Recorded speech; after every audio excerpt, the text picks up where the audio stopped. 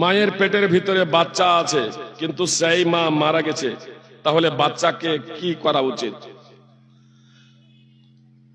যে পেটের কোন মায়ের পেটে বাচ্চা আছে, মায়ের ইন্তেকাল হয়ে গেছে, এটা যদি বুঝতে পারা যায় যে মায়ের ইন্তেকালের পরেও মাতৃ জঠরে বাচ্চা জ্যান্ত রয়েছে, মাতৃ জঠরে বাচ্চা জ্যান্ত রয়েছে, এবং সেটা যদি 4 মাসের পরে হয়, তাহলে ডাক্তারের পরামর্শে, সব ডাক্তারের পরামর্শে অপারেশন করে সেটা বের করা যায়, কোনো সমস্যা নেই।